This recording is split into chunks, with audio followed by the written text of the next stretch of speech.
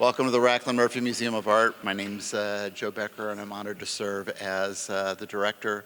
Thanks for joining us on a late afternoon where I think winter is maybe going to turn into spring by the time we leave here. This is the second step forward on a beautiful path in a relationship with Las Latinas. Sorry, Italian was coming out. Some of you were here for the first round, which was wonderful, and I think we're going to be delighted once again.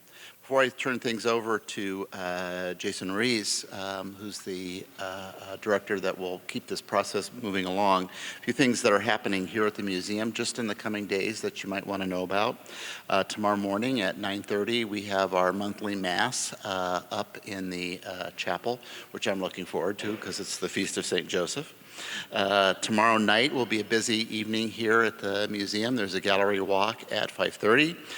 We also have a DJ here and art making scheduled. On the 20th, something very special that we do every Lent with original works of art spread throughout the museum, Stations of the Cross at 3:30. And then I'm sure most of you here probably know about this wonderful workshop this Saturday from 1 to 4. So thank you for being here at the museum. Thank you for the partnerships that are bringing forward some really wonderful things. Jason?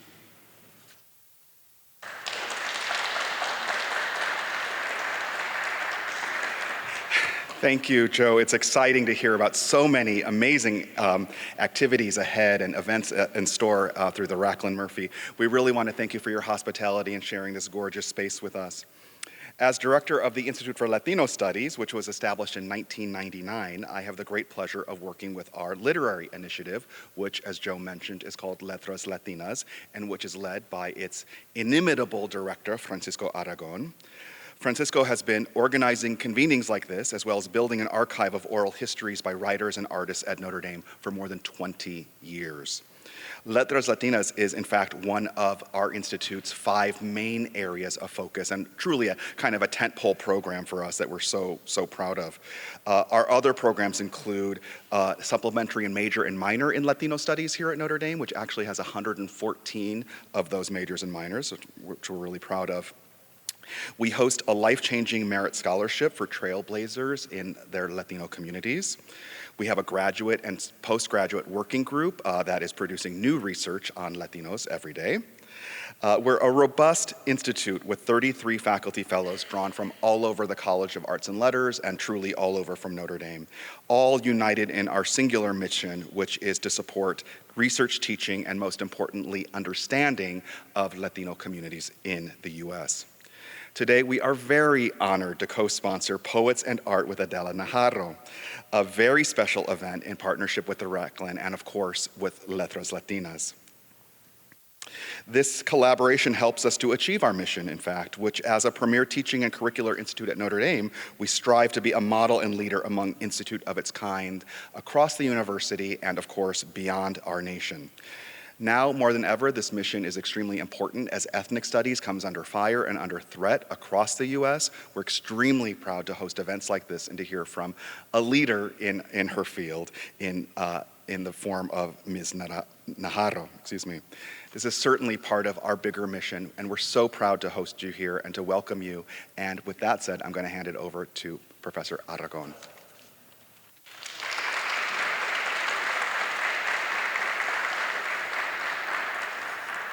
Thank you, Jason. In one respect, our distinguished guest this evening is here because of something that transpired in 2002, where it was at an Erasmus conference in New York City that year that the then director of Notre Dame's creative writing program, Valerie Sayers, met a young Nicaraguan American poet named Adela Najarro. During that meeting, Valerie, in her capacity as the founding editor of the Notre Dame Review, invited Adela to send some poems. When Valerie returned to the Notre Dame campus, she spoke about Adela to a Notre Dame MFA student named Francisco Aragon. In the summer of 2003, at a restaurant on Mission Street in San Francisco, La Sanateca, Adela Najarro and I sat down to a plate of pupusas, our first face-to-face encuentro. The following summer, I put together a 40-page book proposal that would become, in 2007, The Wind Shifts, New Latino Poetry, a University of Arizona Press anthology that included a selection of poems by, you guessed it, Adela Najarro. The rest, as they say, is history. Events like the one this evening would not be possible without the generosity of Letras Latinas benefactors. One will be in town from out of town next Wednesday for a Letras Latinas community event at the library downtown featuring another Central American, the Salvadoran American fiction writer Ruben Reyes Jr. But I want to take a moment to thank two local long-standing benefactors who are with us this evening, Dennis and Donna O'Leary. Dennis, in addition to being a good friend, is a class of 1973 Domer. Thank you.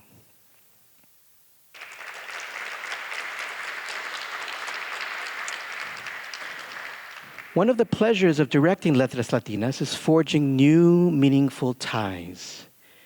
Miriam Parsekar is one such connection. An ILS Latino Studies postdoctoral fellow this year, Miriam is teaching a course this term titled Central American Narratives in the United States. Her office is just around the corner from my office on the 3rd floor of Bond Hall. Among the books her students read this semester was Variations in Blue by Adela Najarro. Miriam welcomed Adela into her class yesterday and has graciously agreed to introduce her. But before I invite Miriam to the podium, let me also share that in addition to being a fine scholar, she is also a poet.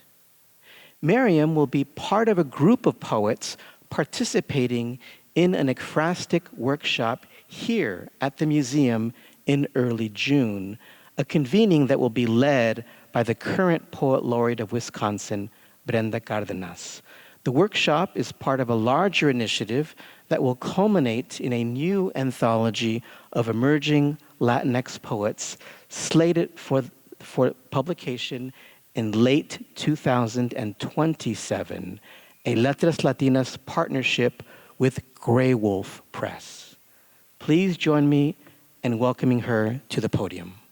Miriam Parsekar.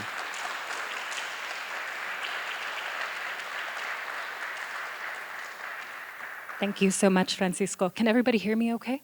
Okay, great. So when I thought about how I wanted to introduce Adela's work to you all this evening, I found myself thinking about poetry from the perspective of a teacher.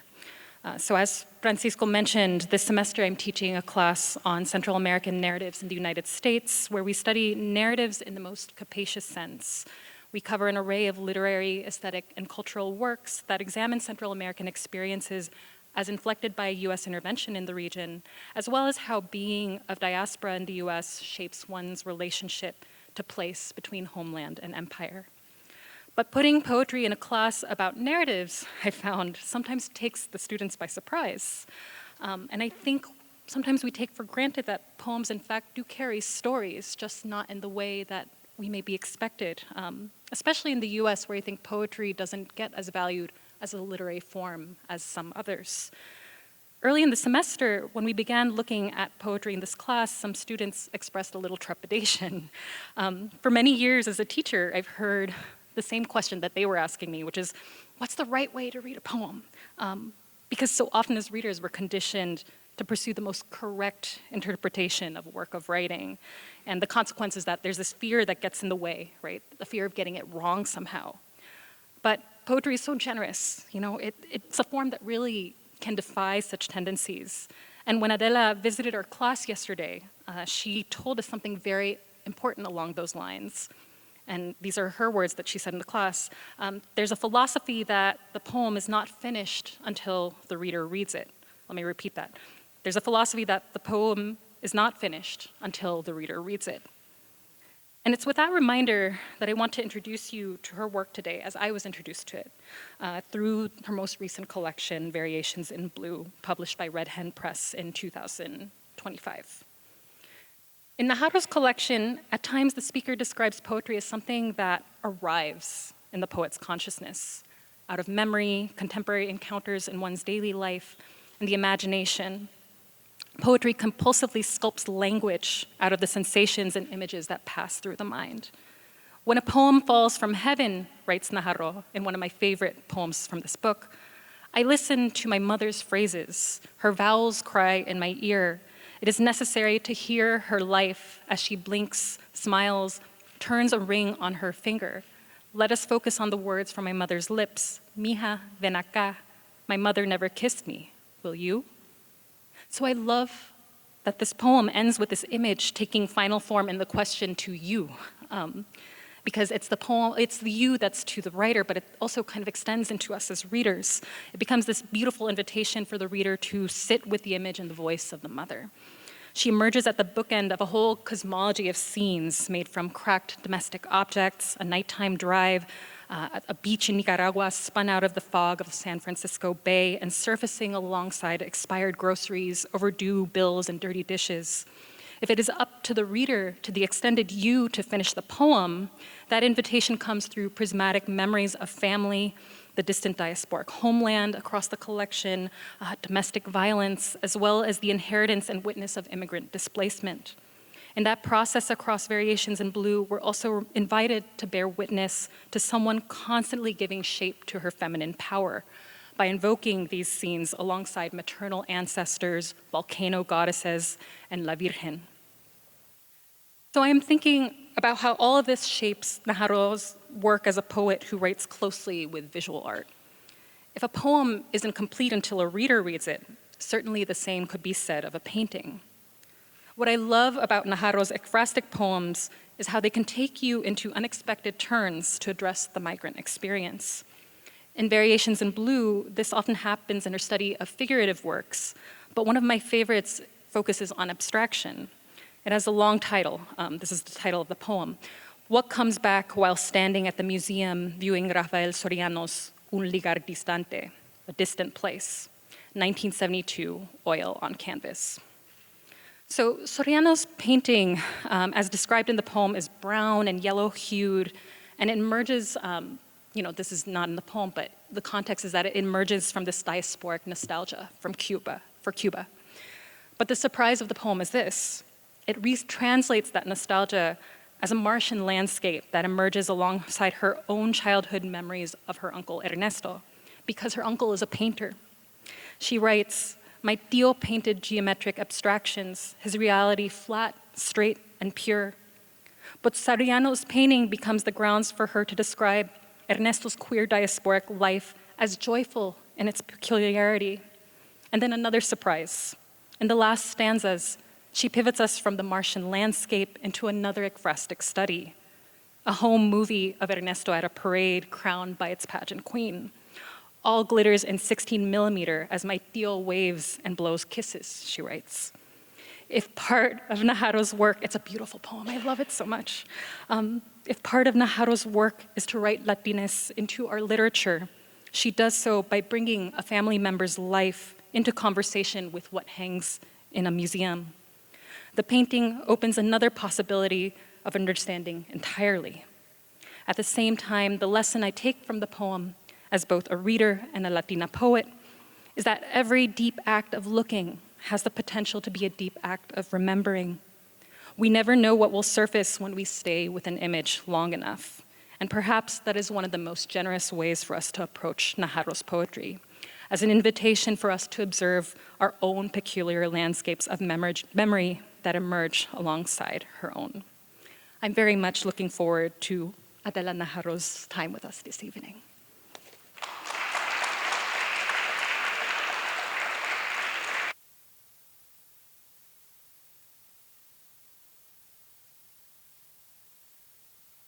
eyes is, oh, definitely working. Oh, well, thank you so much, everyone. My time here, I've only been here a few days, but I have been moved at every single moment that I interact with faculty, staff, students. This really is a special place, and I so appreciate being invited to speak here.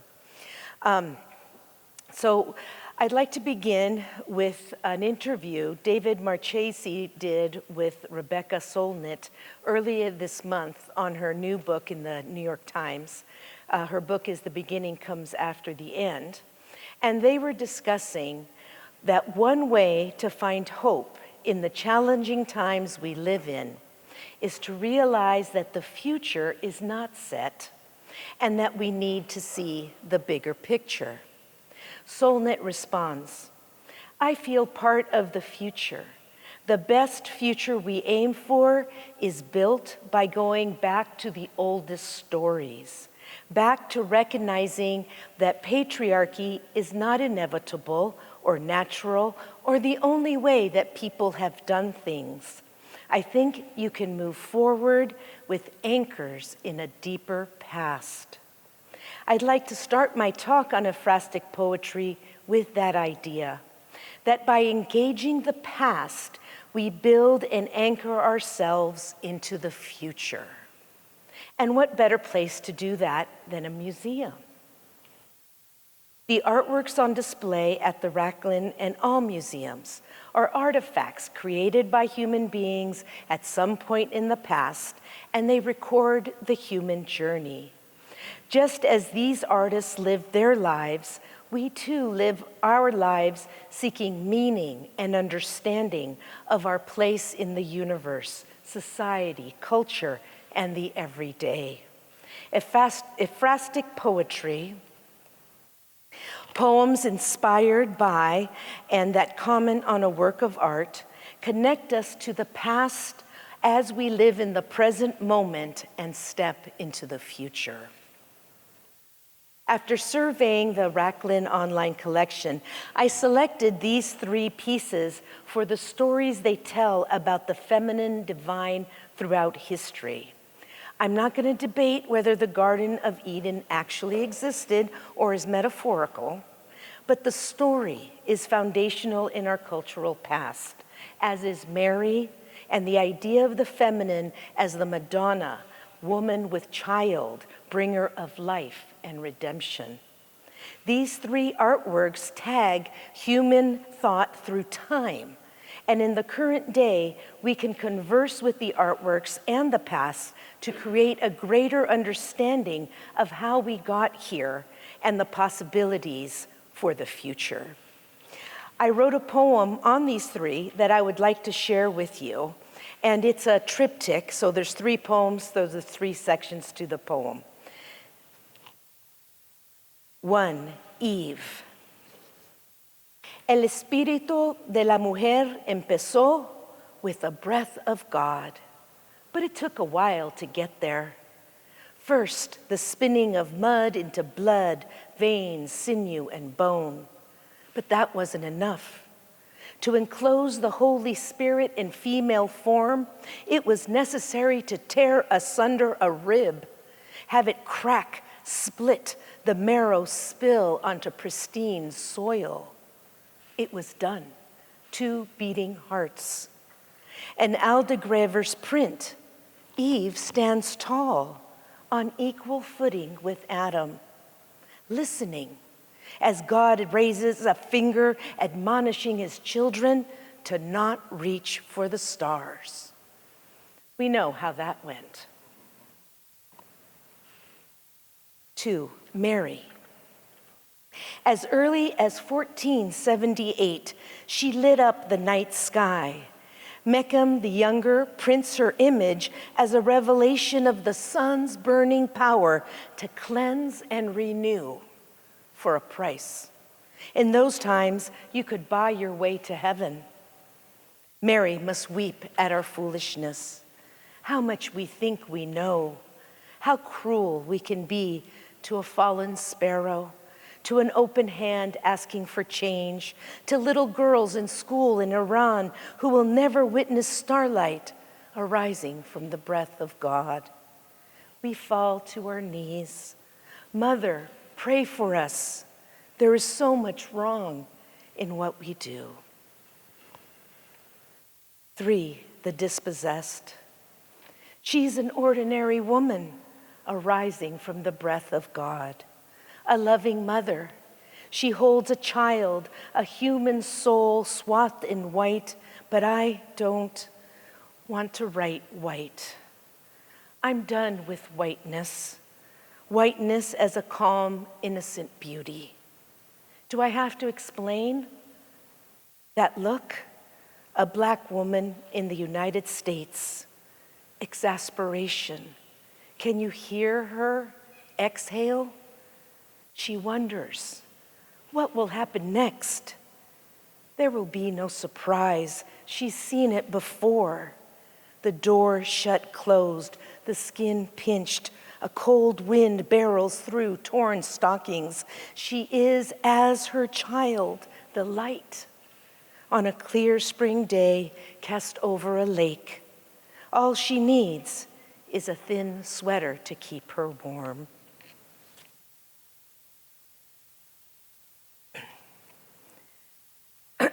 As with all the ekphrastic poems that I write to discover my connection to the past. And with these 3 artworks, I saw how Eve is equal to Adam, how Mary redeems, and how the Madonna is all of our mothers. I was empowered as a woman after writing these poems. We are divine, beautiful, and strong, no matter how the winds of society may attempt to crush our spirits. To witness these artworks is to witness our divinity, which at times is difficult in a patriarchal society. Jose Rodiero's painting serves as a cover for my collection. He painted this while on Fulbright to Nicaragua and captured the reverence Nicaraguans have for an esteemed poet, Rubén Darío. Darío's most important work is called Azul, and my title of my book, Variations in Blue, harkens back to Darío and Nicaragua. So you can see the book there with the title Darío, and it's in a blue landscape, right? In Variations in Blue, there is a series or set of variations on Ekphrasis. Most of the poems began with another Letras Latinas initiative, Pintura Palabra, where along with other Latinx poets, I spent time viewing the Smithsonian exhibit, Our America, the Latino Presence in American Art. It was held at the Crocker Museum in Sacramento, California.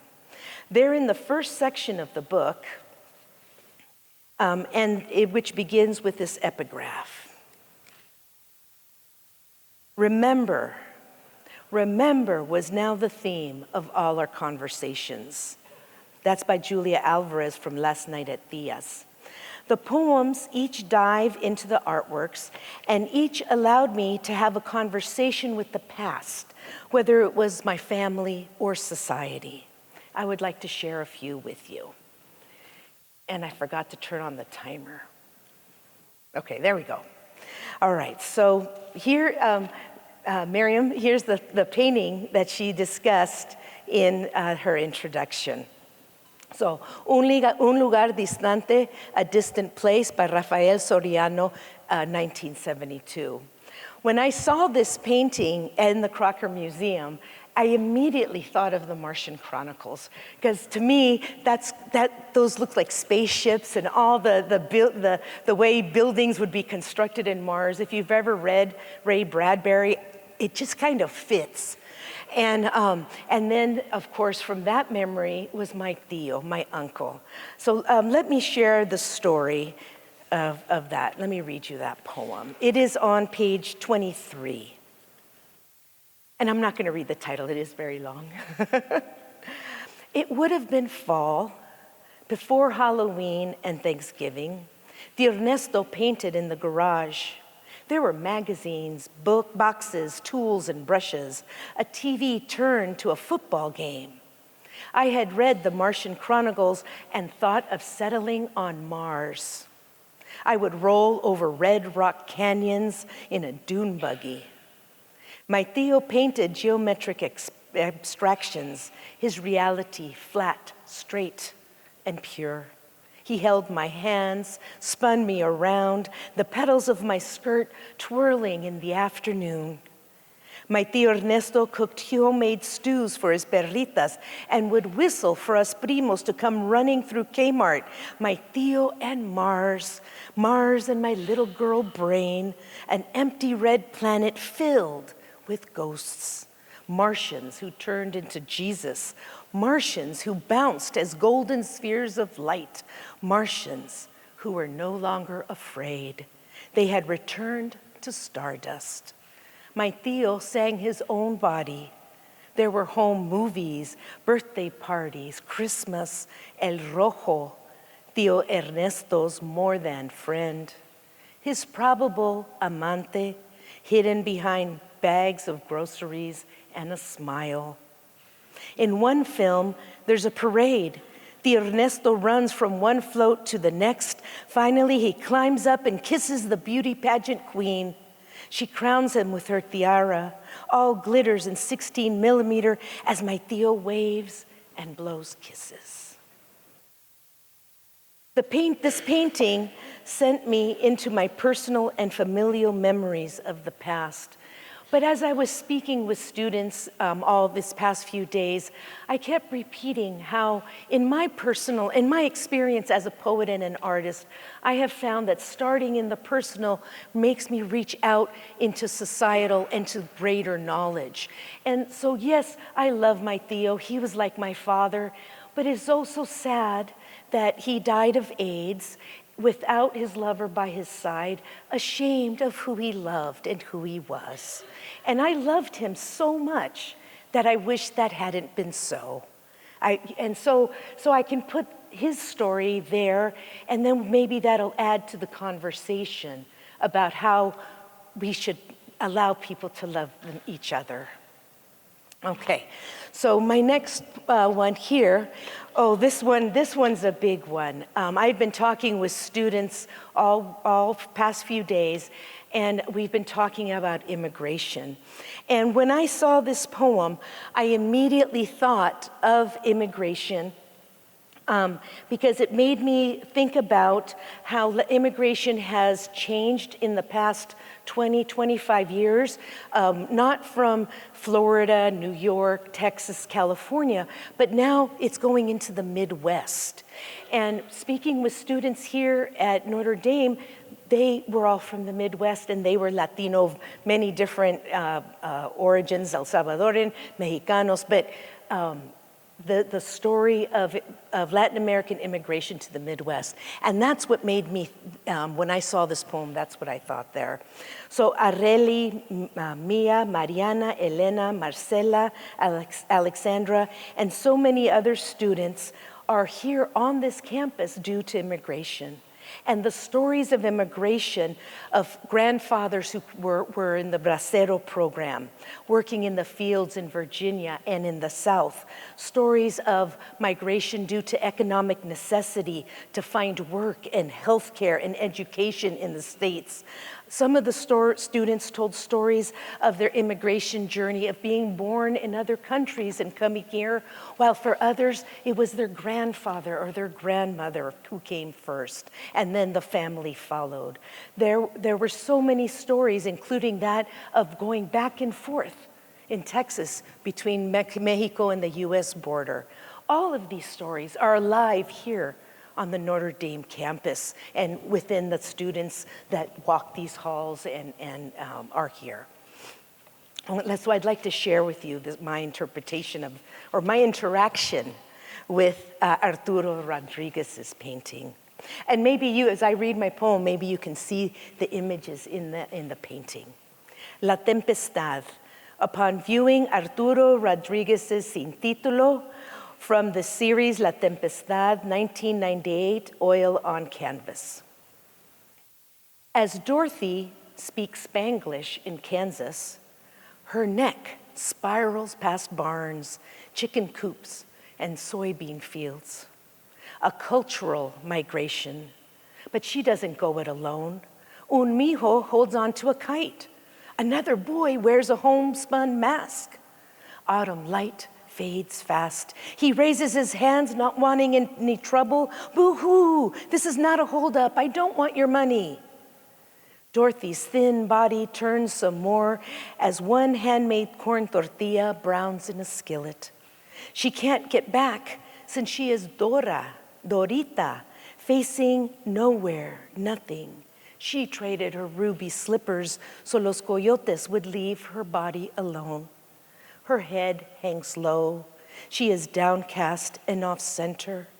Tree branches frame an ancient face of the Americas. Her body frail, emaciated. She holds a root in her palm. Inside her fingers clenched tight, the power to bear fruit. If only she can change una curandera into a good witch and click her heels 3 times. Okay. So to me, this poem captured the energy and the flow of immigration and the difficulties of assimilating. And I just think it's just absolutely so powerful. Here's another amazing work. All of these are in the Smithsonian American Art Museum. La Virgen de Guadalupe defendiendo los derechos de los Chicanos by Esther Hernandez. And Esther Hernandez has a series of these where she reimagines the Virgin Mary as a modern Chicana woman. And if you like this lithograph, look her up and look at all the other ones. It's amazing. She's absolutely fabulous. Okay, so I'll read that one. Well, no, I'll read this first. Okay, so this slide reflects back to the Raclin selections in that Hernandez shows that each woman is La Virgen de Guadalupe and has the strength to knock out all adversity. But I didn't end up writing about that. Instead, I wrote about the immigrant journey and how La Virgen looks after us all. What does it take? Imagine, what would it take to leave your country, walk thousands of miles, learn a new language and culture? You'd need La Virgen on your side. La Virgen de las Patadas. She kicks the moon in black and white, a karate side snap paired with a power punch. Her legs strong and powerful, her hair brown and straight. India, Mexicana, Americana at the US-Mexico border. La Virgen de las Patadas, a powerhouse for women caught underneath bridges, for men resting in blue Palo Verde's shade, for boys in mismatched tennis shoes.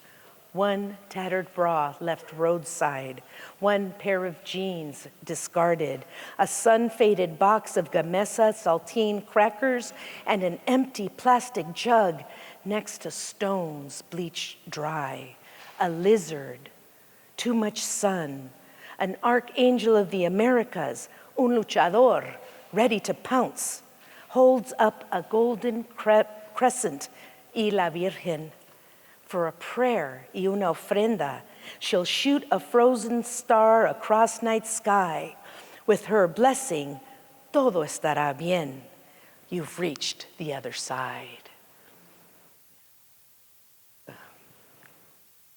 And I'm going to continue with the idea of immigration with this poem. And this poem was not at the Smithsonian. It was actually on loan from the Mexican Museum in San Francisco to my local museum in Santa Cruz. But the painting was from floor to ceiling.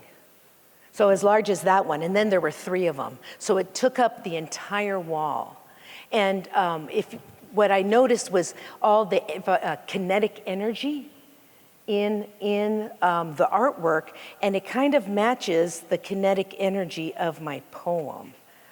I don't know if you can see it, but usually, maybe I should just show you the comparison. I like things to be ordered, so I write in couplets. So usually my poems are ordered, but this one, it kind of falls onto the page with the lines being different sizes because of the picture's kinetic energy. All right. On viewing Gronk's illegal landscape, Pasaje Ilegal.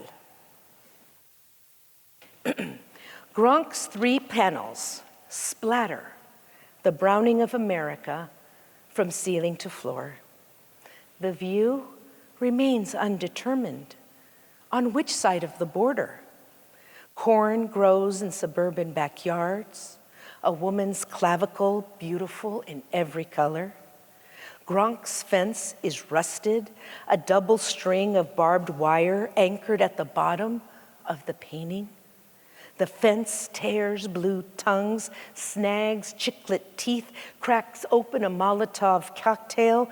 Such violence, boom, explosion. Chocolate ice cream melts. A designer handbag crumbles into a pile of cement bricks.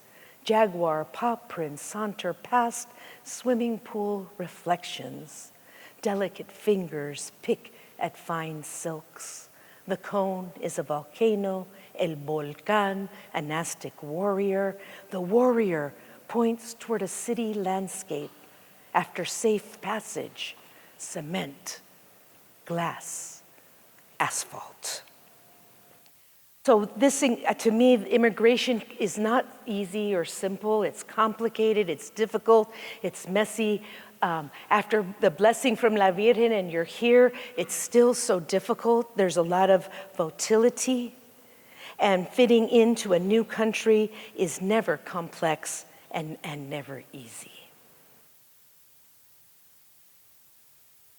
And so I'd like to go back now to family.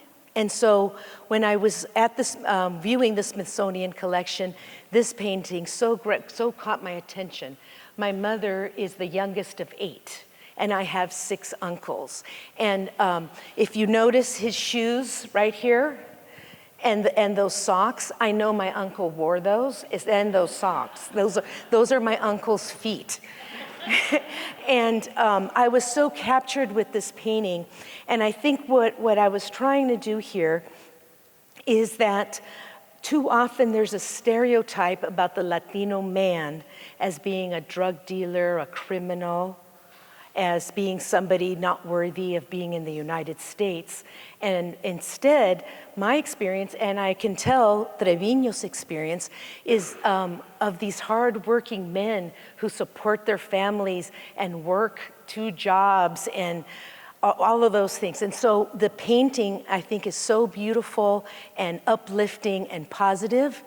And so I wanted to engage with that and also write about these men who love their families, right? That's the Latino men that I know from the neighborhood. Oh, if you've read my book, I sometimes say things about my dad, so they don't have to be perfect and you can still love them. Okay, from the neighborhood. Have you seen Trevino's Hermanos? A portrait de los 6 sitting on a fence. El Chiquito, plastic cup in hand. Otro, with mis tíos sunglasses. I see Guillermo y Esteban. El Guapito lifts his chin, and we all know the trouble he's been in. Then Beto with wine, the fine suede shoes and trouser socks. Center straight up is the one who will be papi, somebody's dad, her darling husband, the one who works, sweats, and pays the bills. Even after his preciosa muchachita stays out one night too late, and her dancing ends up as trouble. Yeah, we know what that is. But see, that's the thing, is that dad will still be there, right? Even when his muchachita gets in trouble, dad's there. Now, of course, I don't want to say every single Latino dad is, perfect, but the thing is that I'm trying to counter that negative image about the Latino dad and instead put out the image of my uncles who resemble these men here. Okay, so Francisco, I think I went a little fast. So we can still, okay, all right. So let me go over to, let me see if I can go this way here. So I want to show you a little something here. This painting here is actually from my friend. Her name is Janet Trenchard. And during the pandemic, her and I made a chapbook called Volcanic Interruptions. And I'd like to read to you a poem that is in Variations in Blue, because the chapbook came before, and then the Variations in Blue. Yeah, so this one here. So you mentioned that one of the things I'm doing with the poems is I'm looking back at Nicaragua, and I'm trying to think of Nicaragua and reimagine what it's been like. And I also do a lot of research. So one of the things I found were goddesses. And the one that captured my imagination is Chantico. And she is the goddess of fire, the hearth, and warriors. And so I love that a goddess is, the goddess for warriors. They would pray to her and to bathe their hearts in fire, so they would be strong enough. And so this painting by my friend Janet, I can imagine this is where Chantico lives. And I see her dancing inside the volcano. That might be my imagination, but that's what it is. So let me read you my poem, Chantico Swings. Chantico Swings. She doesn't speak German, English, or Spanish. She is prior to the four directions, prior to Sandino, Somoza, U.S. Marines, AK-47s, cocaine, and communists. She is queen of the underworld inside the Messiah crater. After bathing in the fires of a lava lake, she dances on red-hot boulders. When she drinks foaming elixirs, seance tables rise and tambourines sound the failed heartbeats of the dead. Sometimes when the dead are too chatty, she opens a bottle of flor de caña so that all will have breath sweetened with rum. Before Pan Am flights out of Managua landed in San Francisco, Chantico was one of many girls. Then she trembled in a plaster wall joining her bedroom to the kitchen, cracked, bricks tumbled. She was a woman now. After a swill of methane, she exhales like Marlene Dietrich, only smoke remains. So Janet and I collaborated on a chapbook, which then became Variations in Blue. And so this painting here it is in the book, but what happened is Janet was painting these paintings which I thought looked elemental, like lava and dirt, like the core of the earth imagined into a painting. And since I was writing about volcanoes and goddesses in Nicaragua, we thought they matched. So then we did this collaboration. So here in the back is Janet's painting Embers, and on the front is my lines from my poems. And so I'll read it to you, and it can be read multiple ways, so it can go up, backwards, and sideways. So I'm going to read it twice, okay? After the volcano ate the moon, perricos emerged violently squawking. All children of the Americas inhaled ash on that finca. We all went away from the sun, dodging ballistic boulders sent shooting across sky. We bleed lava lakes. I write on the margins. After the volcano ate the moon, perricos emerged violently squawking. All children of the Americas inhaled ash on that finca. We all went away from the sun, dodging ballistic boulders sent shooting across sky. Too many have withstood the failed heartbeats of the dead until there is only ash. And so to me, the collaboration between my poems and Janet's painting just created this connection and bubbling of energy. Yeah, okay. And so, and the collaboration was both ways. So this one is actually the cover of the art.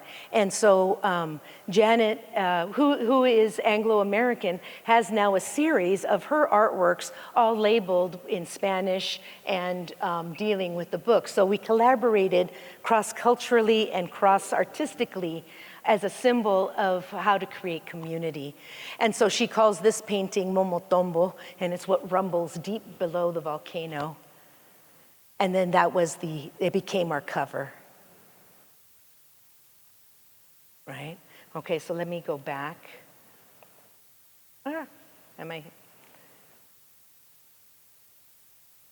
Okay, so we're here, and before we start the Q&A, I just wanted to end that I began this talk with how Rebecca Solnit reminds us that the past anchors us into the future, and that might be a personal future or our future as society. I can imagine all of us engaging with the works in the Raclin Museum to learn what has come before while conversing about this very moment that we live in. Through contemplating the past, we step into new possibilities, whether that's a poem, a personal insight, or the momentum to cast our votes in the midterm elections. In the interview, Solnit emphasizes that the world mostly gets changed through collective effort. Maybe the community is the next hero. Changing the world is more like caregiving than it is like war. She wants us to understand that most of the important work is collective. And that's what we're doing now, contemplating the interaction between poetry and art. It's what I've been doing here during my visit with students and their curiosity that crosses disciplines. By reaching back into the past, into what we don't know, we can forge a future that we all want to live in.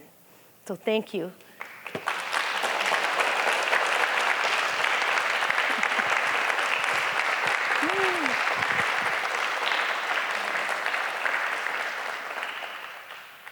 Questions from the audience?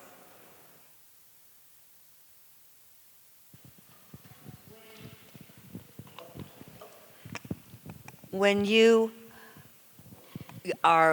you get inspired, do you have a thought in mind before you see the artwork, or do you, say, wander a museum or wander an exhibition and something strikes you and that inspires you?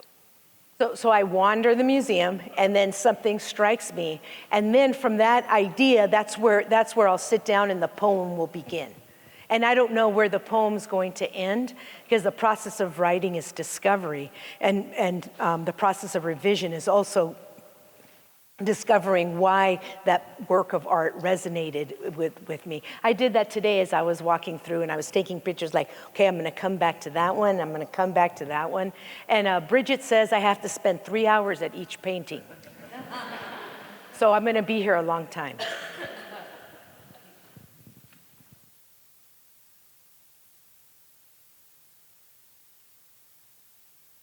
Is there another question?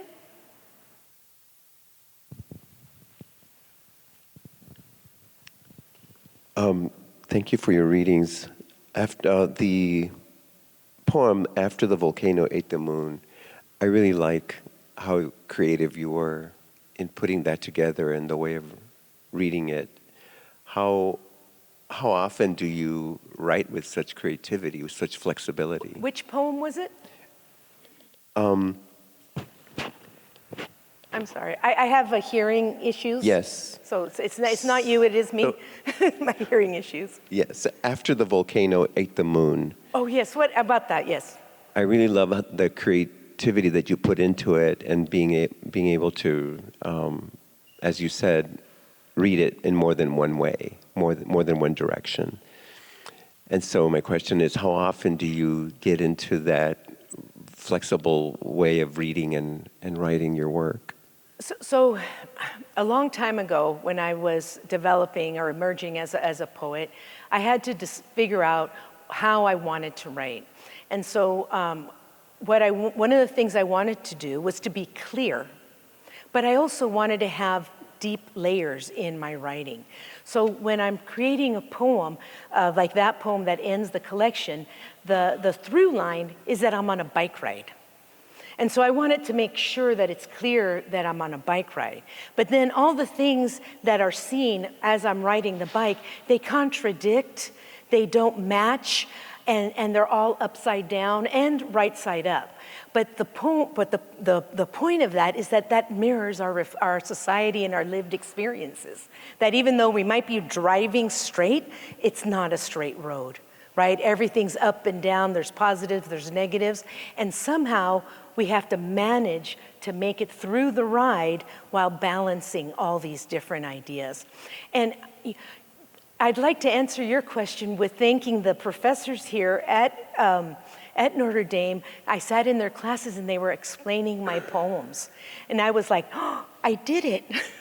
I actually did it. They actually, other people are seeing what I wanted to put in the poem.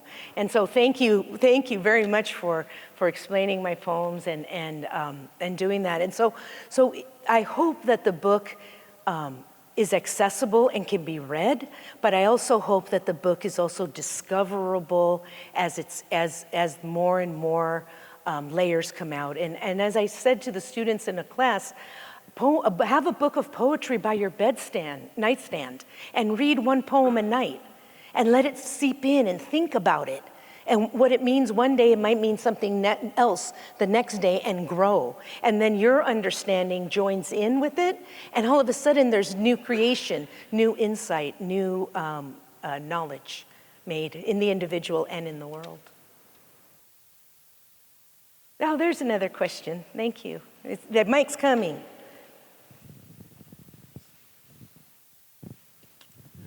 I'm wondering whether you were inspired in any way by the 1946 poems and artwork by Elizabeth Catlett called Elizabeth Catlett. No, I don't know her. Oh, okay. So Elizabeth Catlett, in 1946, she did a series of lino cut prints called Negro Woman.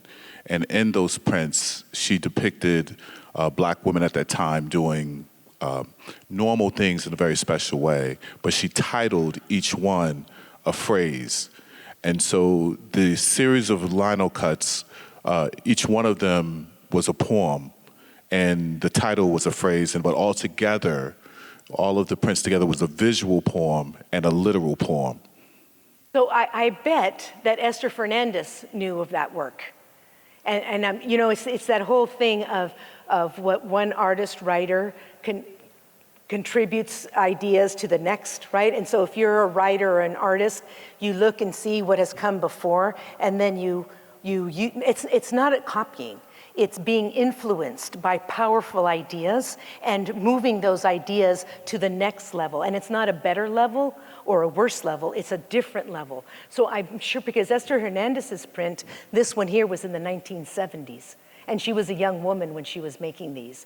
So if your artist was in the 1940s, I'm sure Esther saw those and then thought, oh, La Virgen, and so that's what I was talking about in my talk, about how we build community and change through interacting with each other and building upon one idea builds upon another idea to actually evoke and envelop our humanity in all its complexity, not in its sameness, in how we are uniquely different but aligned. Thank you. Is there another question?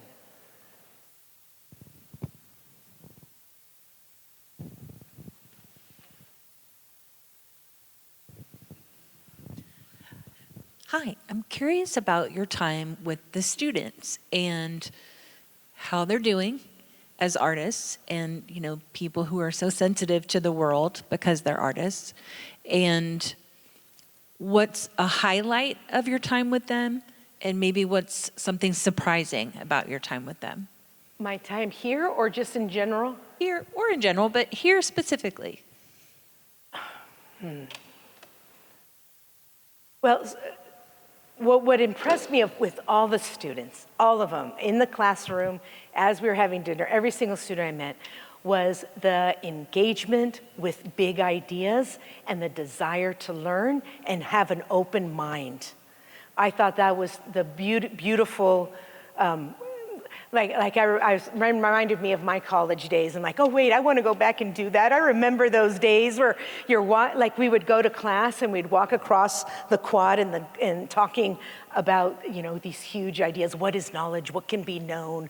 All these things. And so that every single student I saw in the classes and at dinner was like that. And I'm sure you guys are like that too. And then my takeaway is with the Latino students is how difficult the struggles are to achieve a higher education at an institution like Notre Dame with all the challenges that immigration and being a bilingual person brings. And we were talking today at lunch, and I wanted to tell the students that those challenges that they were facing were real, and that it is, for example, the ICE, what's happening with ICE. So a Latino student reads in the paper, maybe ICE raid here or maybe in their home state, and immediately they're worried about a family member, a friend, maybe just in general their community, maybe themselves. And then they have to walk into a philosophy class and think about Descartes, right? And so that burden is real. And I was wanting to affirm the students for them to know that what they're doing is so powerful to pursue all the different forms of education that they're doing while going through with these challenges. And then the most beautiful thing is that each one of them was ready to make change, positive change in the world. And it's that Stolnet interview, if you guys haven't seen it, I suggest to go see it. She was saying that the change doesn't come by a hero. We don't need a hero to fix our country. We need all of us, one step at a time, to move us toward a more equitable future. And I saw that in the students today, and yesterday, and the day before. Is there another question? I was wondering if you'd be able to share a little bit about your creative process, particularly the sensations that you experience in the beginning, in the middle, in the end. Is it always the same? Is it vary? Is it fear, intimidation? Tell us what you can. Sure. So one of the things, it doesn't happen anymore, but a while ago, maybe 15, 20 years ago, no, maybe, I don't know, somewhere around there, I was worried that if I didn't write every moment of every day and write poems all the time, it would vanish. And then I realized, no, it's never going to go away. And it doesn't go away. I sit down and all of a sudden it flows, and I have a draft. And in one class, there were a lot of student athletes.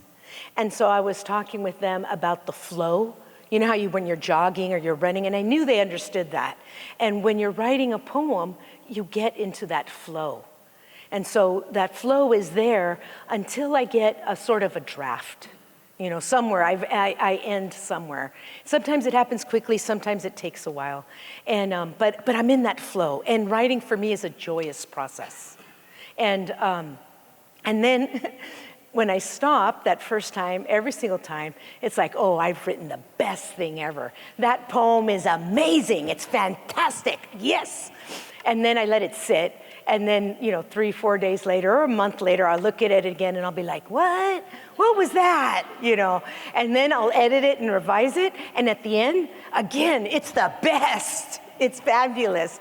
And then, so for me, writing is a joy. It's the joy of creation and the joy of thinking and the joy of imagining and the joy of creating art for other people. I'm always thinking that I have a reader, and that putting these out into the world for other people to enjoy and think about. And I do think poetry is political. So I'm putting out my tío. You all know my tío now. And I want to do that consciously through sharing these works, these poems with you.